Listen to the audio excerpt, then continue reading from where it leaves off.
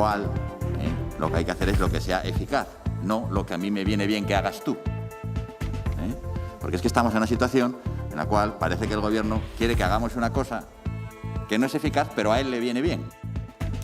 Ya estamos aquí, buenas noches. No ha habido sorpresas hoy tras el Consejo de Gobierno de la Junta de Castilla y León, aunque la Consejería de Sanidad ha vuelto a insistir esta tarde en pedir más herramientas al Gobierno.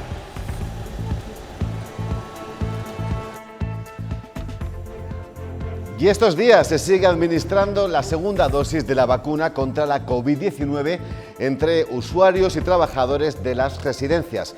Un alivio para estos centros que durante el último año han sido los más afectados por los efectos del coronavirus.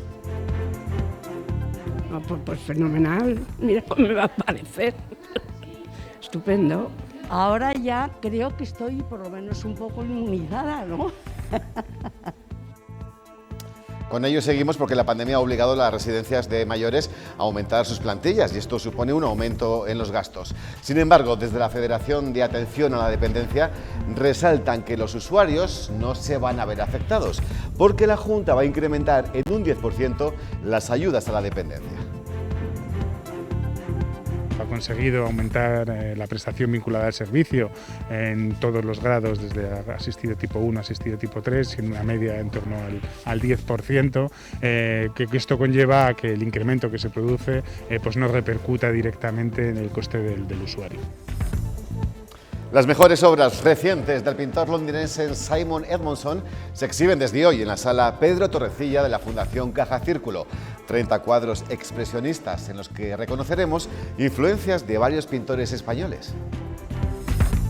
Mis cuadros quizá a veces tratan temas duros, pero con luz consolador o por elegancia o un cierto orden. En deportes hablaremos, como no, del Hereda San Pablo que certificó la primera plaza de su grupo de la Champions. Los burgaleses ganaron por 86-90 en Brindisi y ya esperan el sorteo de la próxima semana. Avanzamos el tiempo. Para mañana tendremos cielos poco nubosos e intervalos de nubes altas con brumas y nieblas matinales que pueden ser localmente persistentes en áreas de montaña. Se mantienen las temperaturas suaves. Y hoy nuestra mesa de actualidad está protagonizada por el abogado Ignacio Ariz Navarrete. Buenas noches. Hola, buenas noches. A su lado se encuentra el redactor jefe de esta casa, de la 8 Burgos, Ismael del Álamo. Bienvenido, ¿cómo estamos? Buenas noches, Rafa. ¿Todo muy bien, Ismael? Muy bien, sí. ¿La semana cómo va? Dura, como están siendo todas desde hace un año, o sea que no hay diferencias. Restricciones arriba, restricciones abajo, Ahí pendientes. Sí que tenemos tarifa plana total, ¿eh? Sí, la verdad que sí. La curva ya es otra cosa. Nacho, ¿tú? También. Tarifa plana. ¿Sigues en tu confinamiento confinado? Claro, hay que cumplir con todas las normas que nos dictan, porque creo que es el deber cívico y es lo que hay que hacer. Otra cosa es que estemos más o menos de acuerdo con todas las normas que se dictan, pero cuando las normas son normas hay que cumplirlas por el bien propio, pero sobre todo también por el bien de los demás. Desde luego. Aunque a veces no nos lo pongan fácil, todo hay que decirlo. Eso está clarísimo. Todo salvo fácil. Desde luego. Pues vamos a dar información, vamos a dar datos, porque Burgos es hoy la tercera por la cola de toda la región en cuanto a nuevos contagios. Llevamos varios días siendo de los que menos, pero a nivel regional la estadística sigue disparada hoy con 2.700 nuevos positivos. La tercera ola sigue presente y desde la Junta incluso hablan ya de que podríamos estar a las puertas de la cuarta por la cepa británica. Sabemos que está creciendo y lo que nos anuncia esto es que puede producirse una nueva ola si no mantenemos unas medidas restrictivas, si no mantenemos unas medidas que sean eficaces. Yo no sé, Ismael, si esto es correr demasiado, ¿no? La segunda, tercera, cuarta ya... De la segunda a la tercera ni nos enteramos de que había llegado, porque como no llegamos a hacer un valle profundo como ocurrió en verano, que sí que es verdad que tuvimos casos muy contados, de la segunda a la tercera yo no vi la diferencia. A hablar de la cuarta, es verdad que la cepa británica yo creo que ya lleva varias semanas entre nosotros y que esa fácil contagiabilidad que tiene puede hacer que todavía se incrementen aún más los casos y ya estamos en unos números muy rojos. Por cierto, que hablando de las variantes, hoy hemos conocido que respecto a la cepa sudafricana ya hay un caso confirmado en España, concretamente en Vigo. Nacho, sobre las declaraciones del portavoz y vicepresidente. Bueno, él sigue en esa posición que desde luego no ha modificado, no ha alterado en los últimos meses, bastantes meses. Considera y está firmemente convencido, supongo que en base a los datos científicos y prácticos que recibe todos los días de la Consejería de Sanidad y también, lógicamente, por su propia condición de médico, que no hay que bajar la guardia ni un ápice, ni un milímetro. Está igualmente convencido que las medidas restrictivas que ha adoptado la Junta son las únicas medidas posibles que se pueden adoptar, incluso ya viene sosteniendo en las últimas semanas que hay que adoptar medidas más restrictivas todavía, incluso se habla de confinamiento claramente.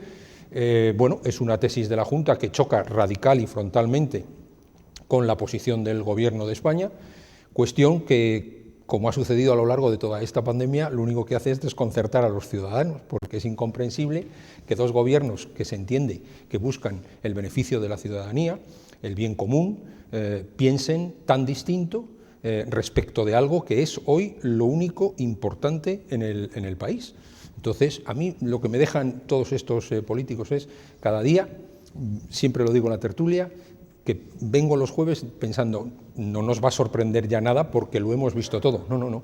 Con estos siempre hay algo en cada jueves que te puede llegar a sorprender. ¿Pero hablas del caso de Castilla y León exclusivamente? Bueno, del caso de 17 taifas, vale, con un gobierno central que está de elecciones. Entonces, como está de elecciones, lleva con la persiana cerrada pues más o menos 20 días, entronizando a Salvador Illa en Cataluña, y esto es lo importante para los ciudadanos de España. Lo que le pase al señor Illa es lo importante, ¿no?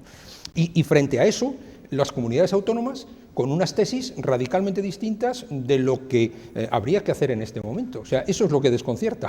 ¿Estás de acuerdo con este argumento, Ismael? Sí, lo cierto es que yo creo que hace ya varios meses que el Gobierno ve cómo la incidencia acumulada va subiendo a unos niveles que hace nada eran riesgo extremo, y estamos ya por los 900 en España y no se toma ninguna medida, ni se les da a las comunidades tampoco herramientas a mayores como están demandando.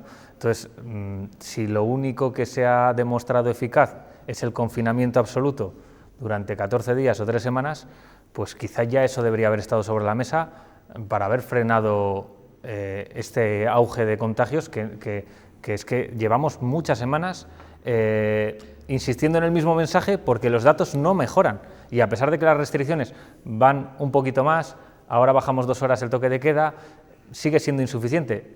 Por algún lado se nos están escapando las cosas y los contagios se siguen produciendo. Pero ese confinamiento al que tú te refieres de 2 o 3 semanas, en el fondo es pan para hoy, hambre para mañana. Sí, pero como ocurrió en la primera ola, fue hambre para hoy y pan para el verano, para poder ir de vacaciones, pero realmente ahí sí vimos una bajada de contagios.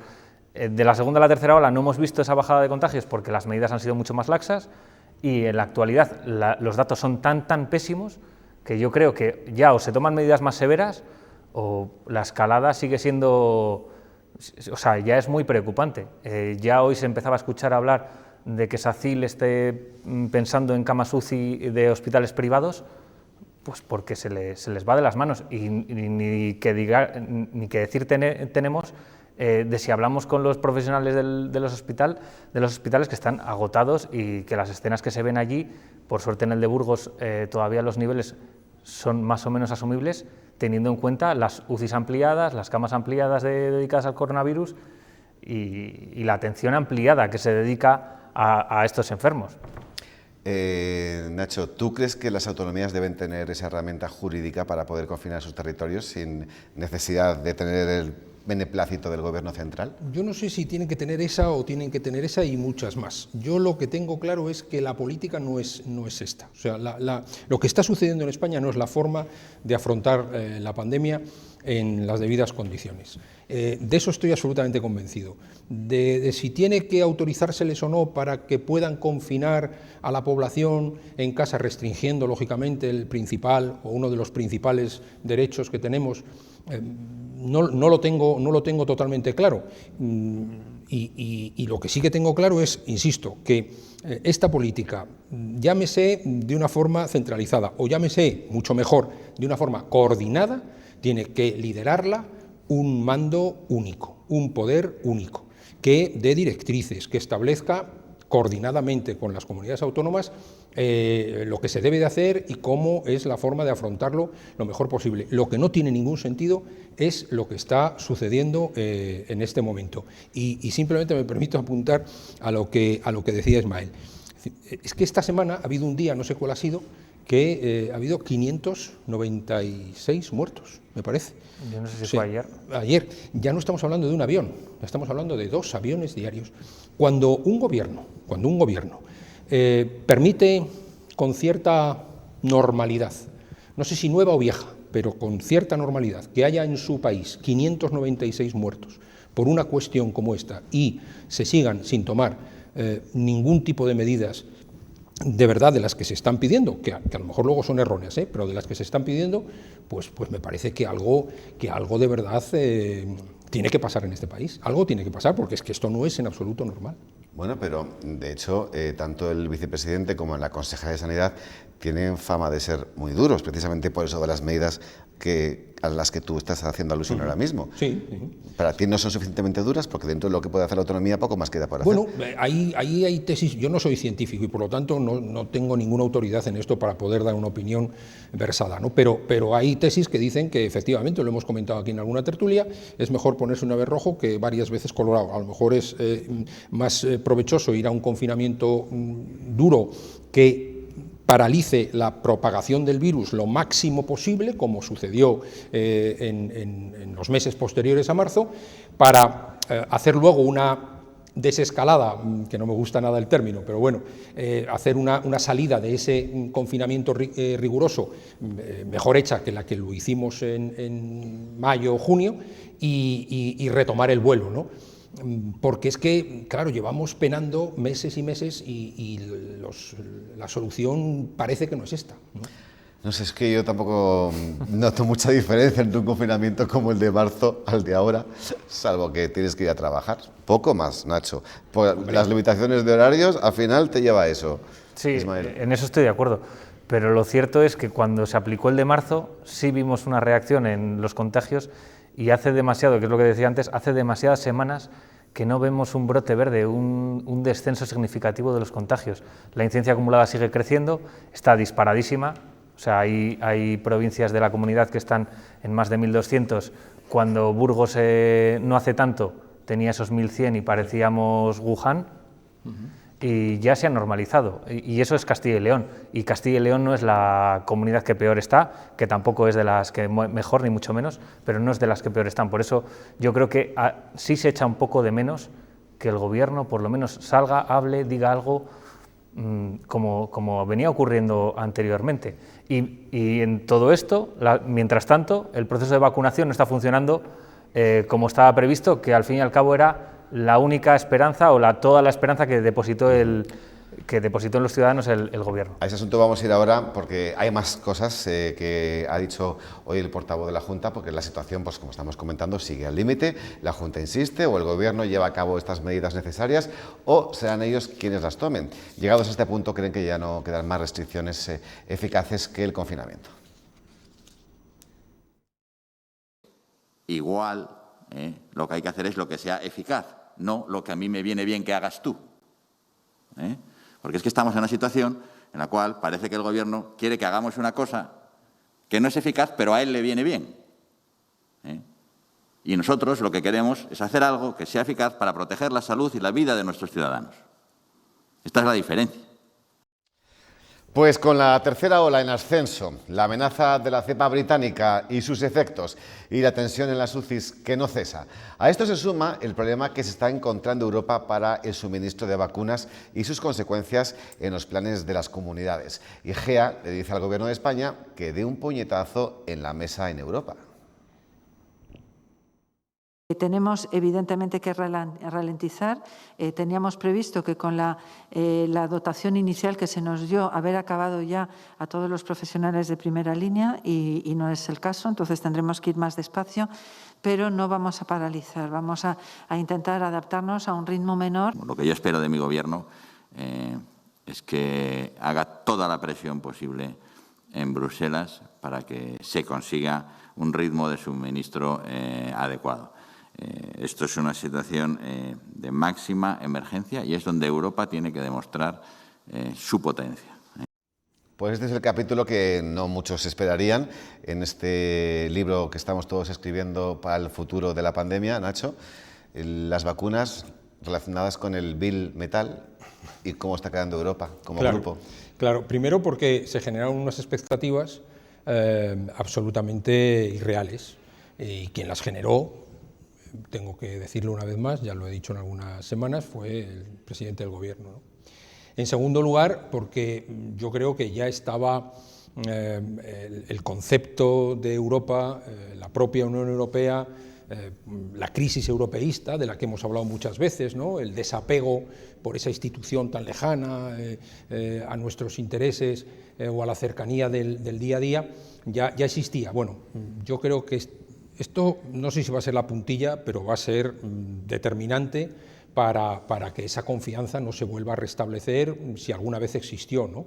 Porque el papel de la Unión Europea en esto, frente al papel, curiosamente, por ejemplo, de Gran Bretaña en esta crisis, recién estrenado el Brexit, ha sido para cubrirse de gloria. O sea, Europa, desde luego, lo que debiera de hacer es, la jerarquía europea, lo que debiera de hacer, pues eso, es ponerse unas cuantas medallas, pero para ver si se caen al mar y eso, ¿no? Pero claro, es que no tiene ningún sentido, o sea, esto que ha pasado. Y luego ves otros países, Israel, otros países que sí que han hecho objetivo prioritario de algo que es lo esencial, lo más importante que nos puede pasar ahora como país, como continente, es el proceso de vacunación. Y al final, pues lo hemos tirado por la...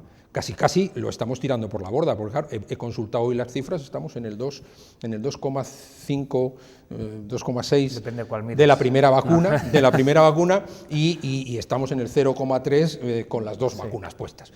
Bueno, si al 30 de junio tenemos que llegar al 70% de la población, pues o se pone a vacunar Sánchez e incluso el propio Illa, no sé si como presidente de la Generalidad o como portavoz del PSC, o lo vamos a tener muy complicado, muy complicado. Europa tiene un plan B que hemos conocido hace nada, es prohibir las exportaciones de las vacunas fuera de nuestro territorio, a ver si así consiguen retener. Sí, la verdad es que no sé muy bien, aquí se me escapa qué es lo que ha podido pasar.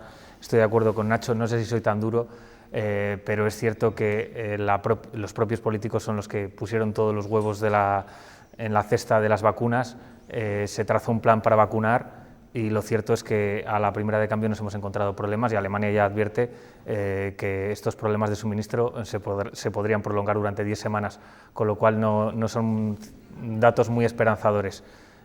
¿Quién tiene la culpa? Si ha sido a la hora de fijar el contrato con las farmacéuticas o no, suministros, materias primas, se me escapa, pero lo cierto es que una vez más la única esperanza que teníamos todos, que era disponer de una vacuna, ya existe no solo una, sino varias, y vacunarnos lo antes posible, parece que va a tener que esperar durante los próximos meses. Pues hoy también decía el portavoz y vicepresidente Francisco Egea de la Junta que confiaba, ¿no?, en el cambio en la cartera ministerial con la ministra Darias, sustituyendo a Salvador Illa. Bueno, pues una vez concluido el Consejo Interterritorial, de nuevo Sanidad ha rechazado adelantar la hora del toque de queda como pedían varias comunidades autónomas. ¿Quién se piensa que por el cambio de nombre van a cambiar la estrategia? En absoluto. Solamente haría que cambiase la estrategia si no hubiese elecciones en Cataluña el día que está previsto que las haya, exclusivamente. Vamos a hablar claro, porque las cosas hay que empezarlas a llamar por su nombre, da igual que esté Carolina o que esté Salvador. Al final, lo esencial es que hay elecciones en Cataluña. Es lo que me has hecho un paralelismo con el Congreso Provincial del PP. Bueno, pues Carolina Blasco, Salvador de Foronda. Pues mira, Carolina y Salvador. Fíjate qué curiosa coincidencia, ¿no? Pero da igual que esté uno que esté otro, porque al final lo que le importa al Partido Socialista es el rédito electoral que quiere obtener en Cataluña. Y esto yo creo que hoy ya lo maneja el común de los mortales, o sea, lo sabemos todos, en cierta semejanza a lo que también pudo suceder en marzo, ¿no? Con cierto día muy señalado y muy importante, donde lo importante era eso, no era lo que estaba pasando en la calle. Y es muy lamentable, pero es que es así. Bien, pues nombradas tú, creo que ha sido, Nacho, a Israel, precisamente se ha convertido en el país en el que fijarse, no solamente por la cantidad de personas inmunizadas, sino porque es el ejemplo de que la vacuna funciona y encima sin efectos secundarios. El mundo vuelve a mirar hacia aquí movido por la fe, aunque en este caso es hacia el éxito de Israel contra el coronavirus. Este país está consiguiendo doblegar la tercera ola de la pandemia a pesar de una fuerte presencia de la contagiosa variante británica. Somos optimistas porque a partir de ahora la certeza en relación a esta mutación es que la vacuna es efectiva contra ella, así que espero que las próximas 2 semanas vamos a ver cómo se reducen los casos graves. Buena parte del resultado se debe a un confinamiento de la población que limita los movimientos a 1 kilómetro del domicilio, unido a una eficiente campaña de vacunación. En poco más de un mes ha administrado las vacunas de Pfizer o Moderna al 49,1% de sus 9 millones de habitantes. De hecho, ya ha comenzado incluso a inyectar la primera dosis a jóvenes de entre 16 y 18 años con el objetivo de que puedan hacer exámenes presenciales. Ha constatado el éxito de las vacunas. Solo se han infectado 20 personas de las más de 128.000 que han recibido las 2 dosis, todas de manera leve. Israel no ha tenido problemas para recibir las vacunas. Lo ha hecho pagando el triple que otros países y aceptando ser el banco de pruebas de las farmacéuticas. Así ha evitado contenciosos como el que sigue enfrentando a la Unión Europea y AstraZeneca. Este laboratorio solo va a entregar la 1/4 parte de las vacunas comprometidas en el primer trimestre con los 27. Bruselas cree que es un incumplimiento de contrato y exige a AstraZeneca la entrega de parte de las dosis que producen sus fábricas británicas. En apenas un mes se ha disparado el número de españoles dispuestos a vacunarse de forma inmediata. Según el barómetro del CIS del mes de enero, ya quiere hacerlo el 72,3%. Es una 30% más que en diciembre. Solamente un 16,6% rechaza que le administren la vacuna en el corto plazo. Ismael, ahora que escasean, todo el mundo quiere vacunarse. Sí, en el momento en que se empezaron a colar los jetas para vacunarse, debió de pensar la gente que debía de ser la vacuna segura. Bueno, por suerte es un dato esperanzador porque hace no mucho estábamos contando con que había muchas dudas sobre la eficacia, muchas dudas sobre si ser de los primeros en vacunarnos o no. Yo creo que eso ya se ha superado, que todo el mundo cree en la vacuna y ahora lo que está esperando es que se la administren lo antes posible. ¿Nacho? Sí, coincido, ¿no? Yo creo que es muy positivo el dato, irá increciendo y conforme se vayan conociendo precisamente noticias como las que se han dado ahora mismo de Israel y de otros países, esa confianza y esa seguridad en que realmente la única salvación para toda esta situación es la vacuna, pues será cada vez mayor, ¿no? Lógicamente, y por hacer un poco de broma entre tanta penuria, pues no cabe duda que conforme se vayan vacunando subrepticiamente más concejales y más alcaldes, no cabe duda que seguirá creciendo el interés por vacunarse todo el mundo, porque si lo hace esta gente de esta forma tan oculta y tan abyecta, pues seguramente es que va a ser bueno esto de vacunarse. ¿Tú te esperabas que íbamos a presenciar estos capítulos? Sí, sin ningún género de duda. No me parece significativo, no me parece significativo, lo dije el otro día y lo vuelvo a decir hoy. A mí me parece que aparezcan 20, 50, 500 casos de corporativos o políticos en un conjunto de población dedicada a la cosa pública, pues de no menos de 15.000 personas, o por decir una cifra, o quizás más, pues no me parece significativo. Pero bueno, es Lazarillo de Tormes, ¿no? Puro y duro, o sea, va en nuestro genotipo, o sea, esto no hay nada raro. Y al caso que se coge la mujer las vacunas del centro de salud, se las lleva a casa. Está claro, está claro. Para ponerlas en su congelador de menos 70 grados. Bueno, como hay unas horas desde que descongela hasta que la puedes poner, es lo que tiene, hay que hacerlo inmediatamente. Bien, pues los contagios desbocados, presión en aumento en los hospitales y las comunidades reclamando más herramientas es lo que se ha estrenado. En eso se han ocupado esta tarde en el Consejo Interterritorial de Salud a la nueva ministra Darias. A esto se añaden los problemas de suministro de vacunas y el tema de las mascarillas. El debate sobre las mascarillas FFP2 va a llegar hoy al Consejo Interterritorial de Salud. Galicia pedirá al Gobierno que haga lo mismo que Alemania o Francia y las haga obligatorias en el transporte público, mientras que Andalucía exigirá que se baje el IVA del 21 al 4%, como ya se hizo con las quirúrgicas. Se quitará el IVA o se rebajara el IVA para que fuera mucho más barata, mucho más asequible, para que el conjunto de los ciudadanos de Andalucía y de España puedan hacer un uso generalizado de ella. Mañueco ve bien el uso obligatorio de la FFP2 en determinados lugares para evitar los contagios, sobre todo ante la nueva cepa británica. En Madrid, Ayuso va a regalar 2 mascarillas de este tipo a los mayores de 65 años. De momento, en las farmacias ya han notado una mayor demanda. En las últimas semanas se ha notado que ha aumentado la venta de FFP2, pero tampoco es que haya disminuido la venta de quirúrgicas. Y en la calle ven bien que se haga obligatorio. Como en hospitales, en gimnasios, en sitios así, sí. Me parece perfecto que den instrucciones claras. Vuelvo a decir, lo que estoy harto es de que nos mareen. La mascarilla FFP2 es eficaz en la filtración en un 92%. Pues esta es la situación que se está viviendo en torno al coronavirus en este momento y hoy lo hemos comentado con Ismael del Álamo y con Ignacio Navarrete. Muchísimas gracias a los dos por haber acompañado. Gracias y muchísima suerte, que todo siga bien. Lo mismo. Pendientes de los próximos movimientos, que al final siempre, como tú bien has dicho, siempre nos sorprenden con algo. Claro, claro, eso seguro. Y que todo el mundo se cuide, que es lo único importante. Ya ves, empieza a separar bien. Gracias. A ti. Hasta aquí la opinión, 2 minutillos y venimos enseguida con toda la información. Hasta ahora.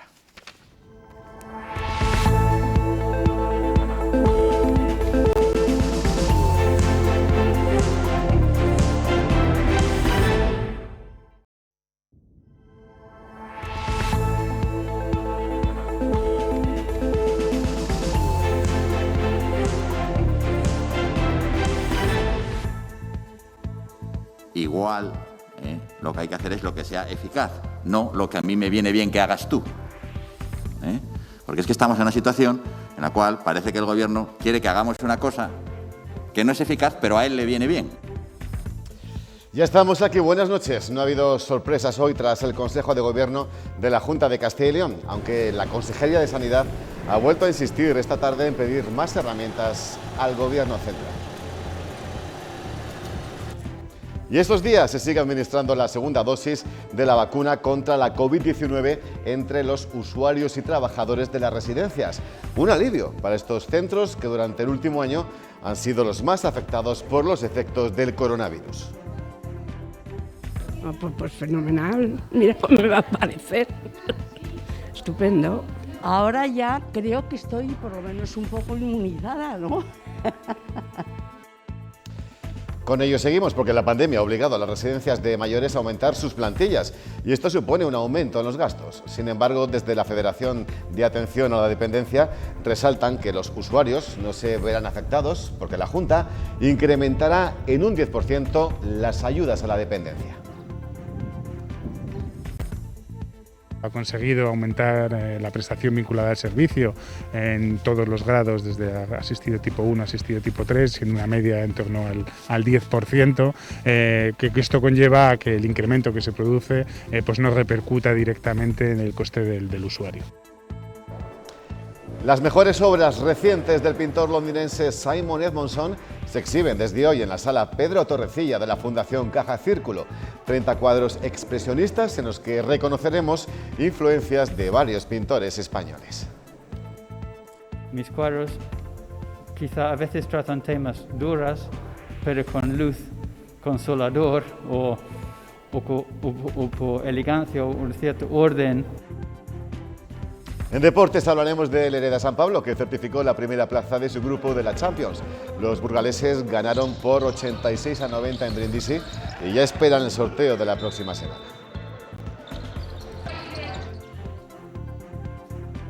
Avanzamos el tiempo. Para mañana tendremos cielos poco nubosos e intervalos de nubes altas con brumas y nieblas matinales que pueden ser localmente persistentes en áreas de montaña. Eso sí, se mantienen las temperaturas suaves.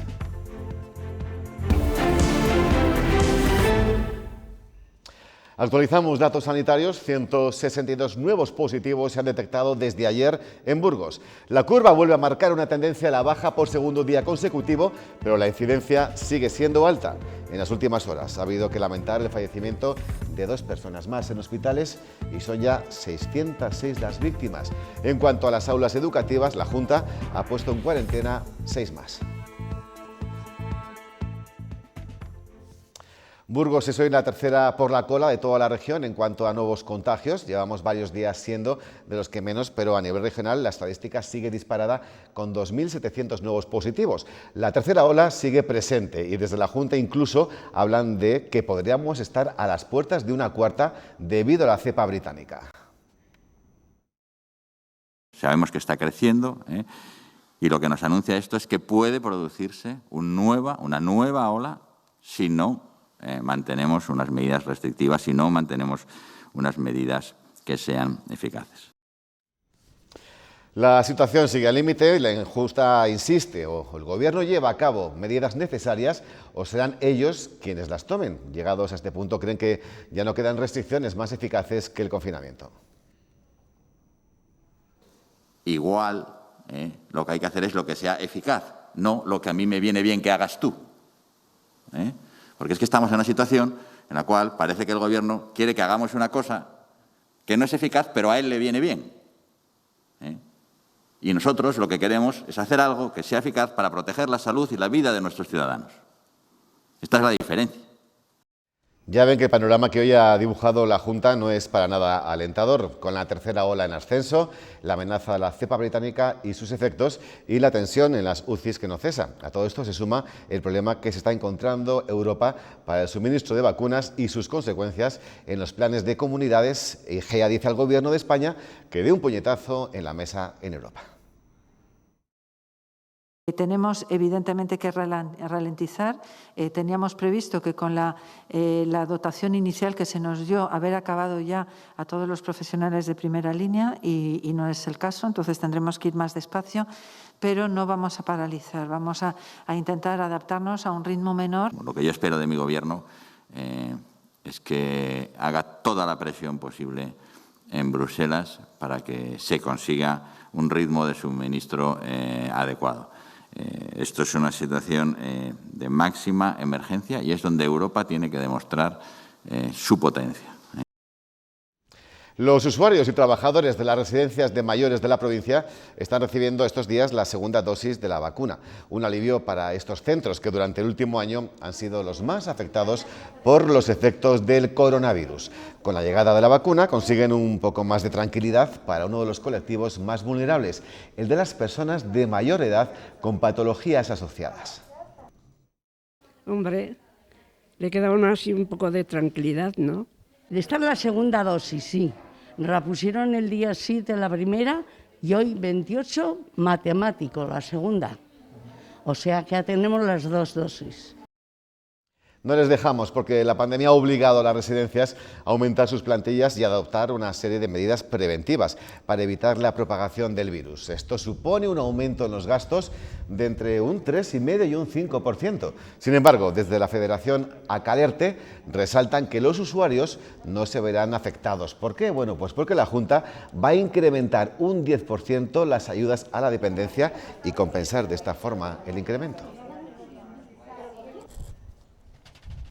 La próxima semana finalizará el convenio firmado entre el Hospital Recoletas y el SACIL. Desde el 17 de noviembre, el centro privado ha realizado 270 procedimientos quirúrgicos derivados del UVU. Por cierto, Recoletas cambiará durante este año su ubicación de la UCI para ganar más espacio y ampliar en 3 puestos, llegando hasta 10 la unidad de críticos.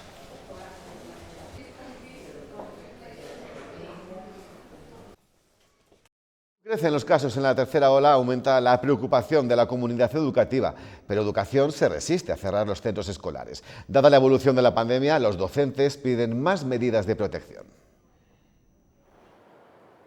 Tras las vacaciones de Navidad, los equipos COVID Colegio han realizado 6.000 test de antígenos en los centros escolares de Castilla y León. El 2% ha dado positivo sin tener síntomas. Tenemos que revisar los protocolos, que están viciados desde el primer momento, porque los datos que tenemos actualmente no son los datos reales, porque solamente se contabilizan una parte. La Junta responde que las medidas son acordes a lo que marca Sanidad.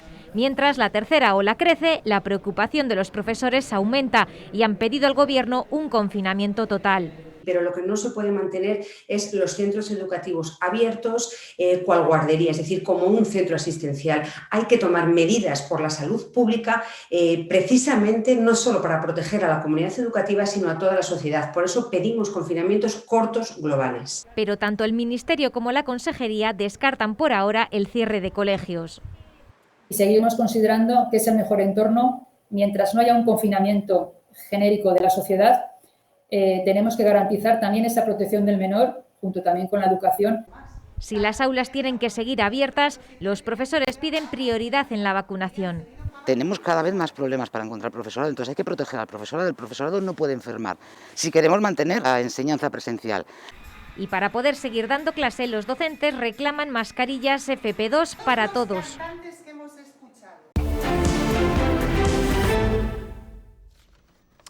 El alcalde de la capital firma una instrucción para clarificar las funciones de los presidentes de los distritos.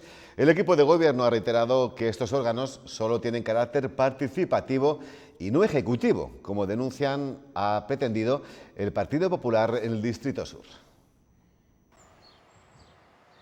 Según ha denunciado el Gobierno municipal, el Partido Popular ordenó a la sección de Medio Ambiente el arreglo del Parque del Crucero tras presidir la reunión del Distrito Sur. Desde el Ayuntamiento no han querido entrar en si el PP actuó de mala fe o por desconocimiento, pero le han recordado que estos órganos son solo de participación, no ejecutivos y menos con un uso partidista. Se va a dictar una instrucción por el alcalde que va a intentar trasladar pues lo que el propio reglamento dice, no es nada nuevo. El propio reglamento, como os digo, pues especifica las funciones que tiene la presidencia, que tienen las juntas de distrito, y especifica un poco pues la participación, cómo se hace desde los propios órganos de gestión, ¿no? Que en este caso serían las juntas municipales de distrito. Es importante que desde el principio todos tengamos claras las normas del juego para no perturbar el funcionamiento ordinario que debieran de tener este órgano de participación. El Tribunal Superior de Justicia ha levantado el embargo que pesaba sobre el Ayuntamiento de Burgos en relación al plan estratégico y da la razón al informe de intervención.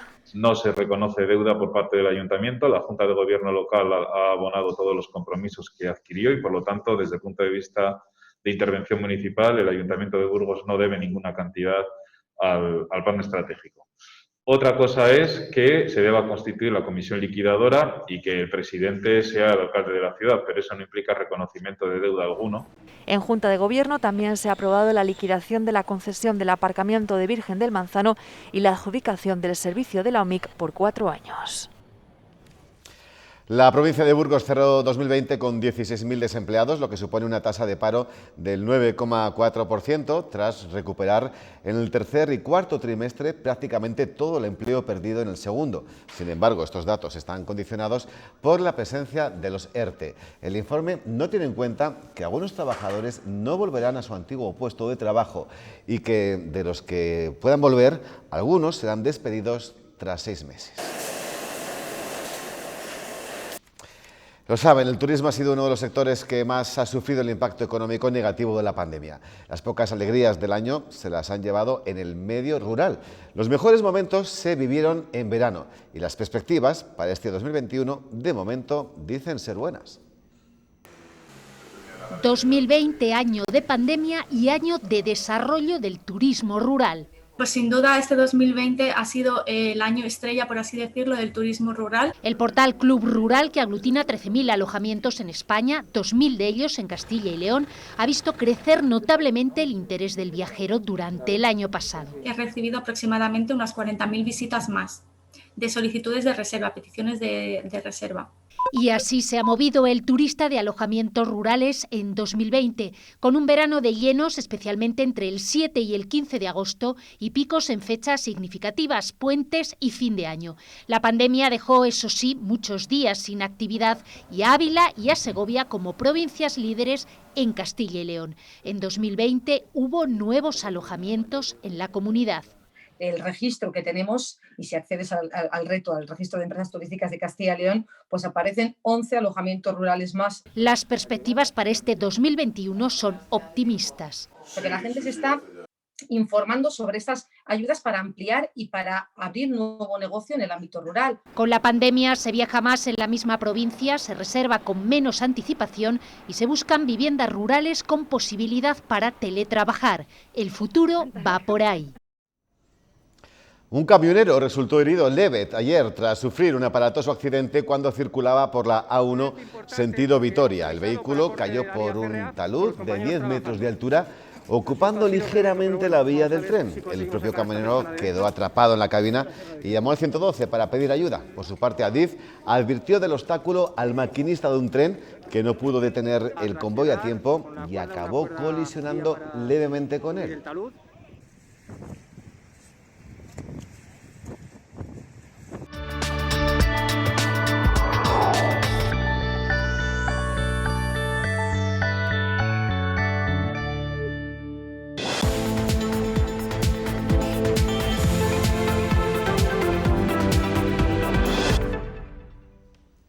Hereda San Pablo Burgos venció en Brindisi por 86-90 y pasa como primero de grupo a la segunda fase de la Basketball Champions League. Los burgaleses se llevaron un duelo muy disputado y en el que tuvieron protagonismo actores poco habituales de los dos equipos.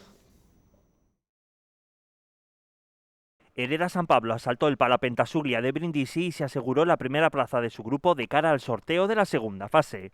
El partido comenzó con Maxim Salas tomando protagonismo por parte de los burgaleses y el estadounidense Derek Willis por la escuadra italiana, que se marchó 3 arriba al final del primer cuarto.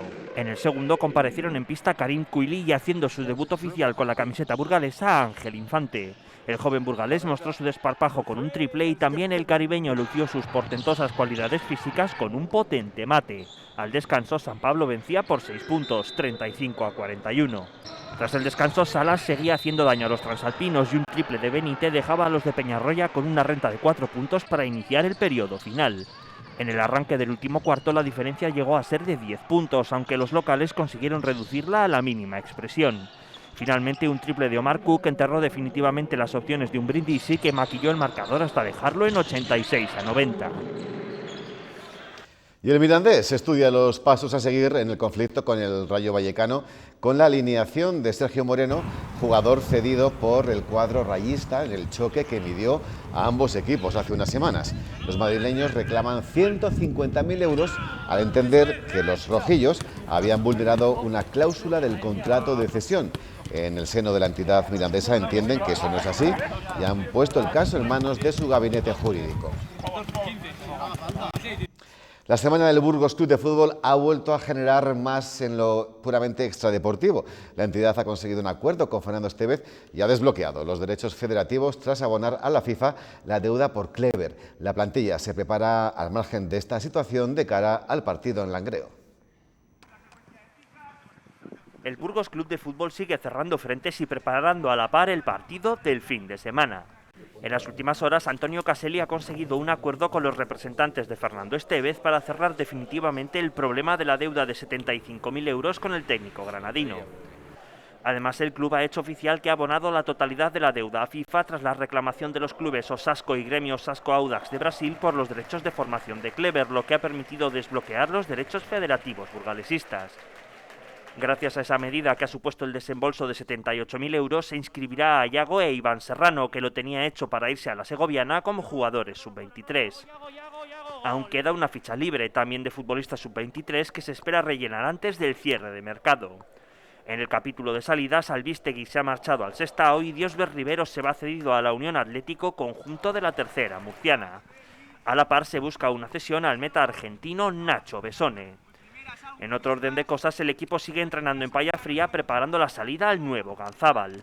Los jugadores de Julián Calero trabajan sobre césped sintético para adaptarse a lo que se encontrarán ante un Langreo que ha cerrado en las últimas horas la llegada de Álvaro Muñiz, exjugador del Burgos Club de Fútbol desde el Inter de Turku finlandés. Pues vamos ya con la previsión del tiempo. Mañana tendremos cielos poco nubosos e intervalos de nubes altas con brumas y nieblas matinales que pueden ser localmente persistentes en la montaña y temperaturas suaves.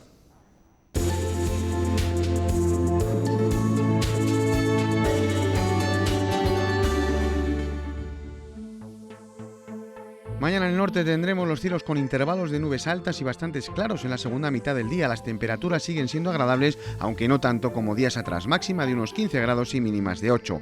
En el extremo noreste de la provincia y Treviño tendremos algunas brumas y nieblas matinales con cielos con intervalos de nubes y claros importantes. El mercurio llegará a los 18 grados. Nos vamos a la Bureba también, donde vamos a tener un ambiente suave y en la primera mitad del día tendremos brumas y nieblas matinales, pero los cielos se mantendrán cubiertos, máximas de 14 y mínimas en torno a los 9 grados. Ya en la capital y en Alfoz los cielos estarán cubiertos durante toda la jornada con algunas nieblas en los márgenes del río. El mercurio rondará los 14 grados y los 8 de mínima.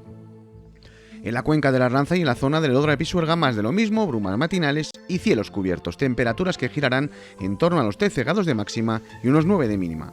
En toda la ribera del Duero vamos a tener un tiempo bastante parecido con cielos cubiertos que podrían dejar alguna llovizna débil en algunas zonas.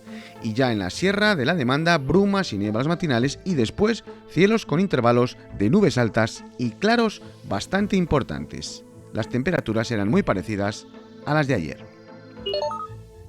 En resumen, mañana en la capital vamos a tener cielos cubiertos toda la jornada con temperaturas, eso sí, bastante suaves. Y para los próximos días, como vamos a ver a continuación, los cielos van a estar cubiertos casi todo el día y ojo, porque vamos a tener las lluvias generalizadas.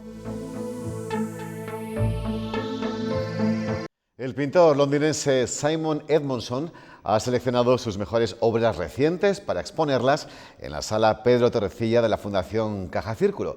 Hasta el 21 de marzo podemos contemplar una treintena de cuadros expresionistas en los que reconoceremos influencias de varios pintores españoles. Británico de nacimiento, español de adopción, este pintor londinense, uno de los más influyentes del panorama internacional, lleva 3 décadas viviendo en Madrid. Aquí ha estudiado la obra de Velázquez, Goya o Picasso y ha dado voz a quienes la vida se la quitó. La persona que no tiene nombre, el innombrado víctima de la guerra, la persona que las mujeres que siempre han a quedar en medio con los niños. Son su mayor preocupación. Su obra, vinculada a la denuncia social, trata de arrojar un haz de luz en la oscuridad, un grito de esperanza contra la realidad. Mis cuadros quizá a veces tratan temas duros, pero con luz consolador o por elegancia o un cierto orden. Sus pinturas y esculturas, en perfecta armonía en esta sala Pedro Torrecilla, envuelven al visitante en un ambiente de calma que invita a la reflexión. Los problemas que tenemos hoy ha pasado al mundo antes, ¿eh? Y yo siempre no busco anécdotas o temas retóricos, yo busco temas universales que todo el mundo va a entender. Estas paredes atesoran obras de gran formato que han viajado a Nueva York, Berlín o París y otras más reducidas, recluidas hasta ahora en su estudio personal, a los ojos del espectador hasta el 21 de marzo.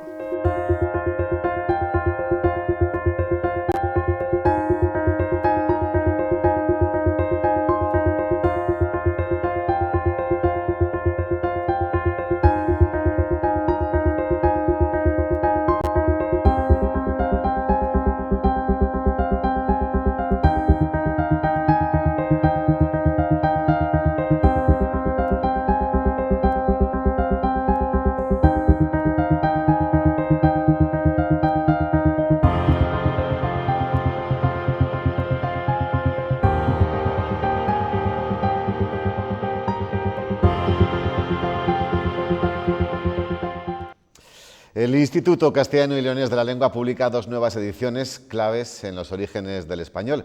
Una de ellas es el estudio histórico jurídico y la edición crítica del Fuero de Brañoseras. La primera carta Puebla fechada en el año 824, germen del municipalismo.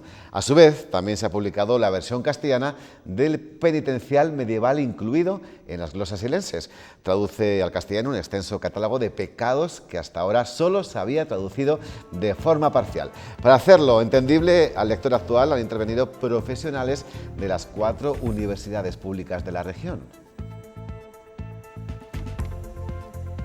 Y ya nos marchamos. Este jueves 28 de enero había expectación tras el Consejo de Gobierno de la Junta. Los sectores más afectados se temían lo peor, pero no ha sido así. Las cosas siguen igual. Eso sí, el Ejecutivo Regional seguirá insistiendo al Gobierno en que les dé una herramienta para poder confinar territorios. Hasta mañana. Buenas noches.